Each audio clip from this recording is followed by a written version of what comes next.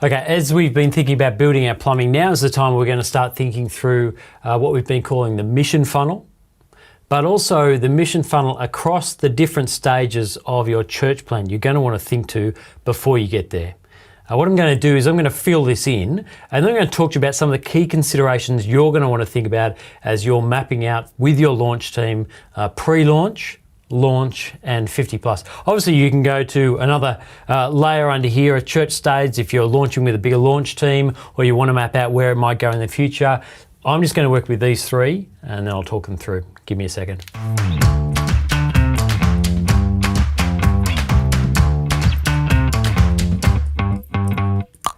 Okay, so as you can see from the table here, all I'm doing is I'm beginning to lay out some of the structures, the plumbing that reflects our vision that drives towards that at each level of the mission funnel, going horizontally, and each stage vertically. So just let me make a few comments as we look at this.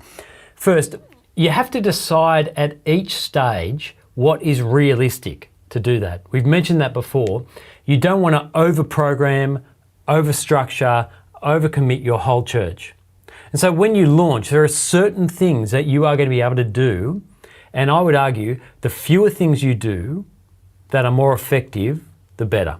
And so, for example, you might, when you begin, you might build on the pre-launch of having connected with community leaders, having a website set up, having done a letterbox drop, and running a community barbecue once every term, something like that. You might still do that above, and what you might add in as you gain a bit of momentum and awareness is a movie night, a public movie night in the park, and a carols. And that's all for the contact as you launch. And so you just need to be aware at each stage for each layer of your church plan, how much you're committing to within this. I mean, it's all the other things people have got going on in life. So be realistic about what you can achieve at each stage. That's the first thing. The second thing is this: pay attention to how each aspect of what you do builds momentum heat. Now, this is not merely about the event itself, it's about how you talk about the event, how one event moves towards the other as well. What is the language you are using to talk about the movie night that you are running within this contact funnel? Now, you're not saying to people this is in a contact funnel, but you do want people to be aware of what they should expect in inviting friends as you put this on. So how is it that each one that you're running is building mission heat overall? That will be shaped by how you talk about it, what the advertising looks like, and what your launch team expects when you get there. So that's the second thing. Be aware of how each part builds mission heat within that. Now, here's a third one. You have to pay attention to the seams between each of the moments. We've touched on this before.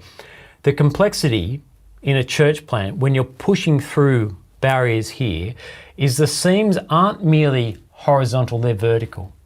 But if we just talk about the seams for a moment in a horizontal way, what we're talking about here, for example, when we're 50 plus, how is it that the things that we do in this box here, in our connect stage, how is it that they lead to the connect stage? How is it that community assistance people become aware of the kids club and the play group we run?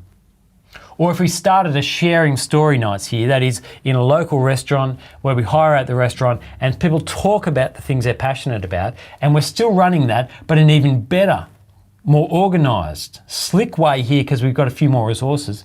How is it that at the community assistance events or the carols night or the movie night, people find out about these things? Paying attention to the seams is huge. And where possible, paying attention to the seams mean understanding who was in one place and helping them know what the next step is. Sometimes that can be hard if it's a carols event, you don't know exactly who's there, but as long as they are aware of what their next step would be, they can self-select in. So that's the third thing, making sure you pay attention to the seams in a horizontal.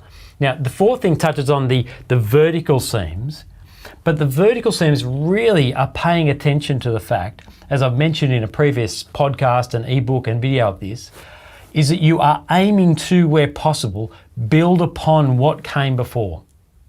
You are aiming to, where possible, build upon what came before rather than reinventing the wheel. Probably the best example of this is down in the mobilise end of this. When you're meeting with your launch team prior to publicly launching here, the things you're doing as a launch team there are setting the DNA of your church plan.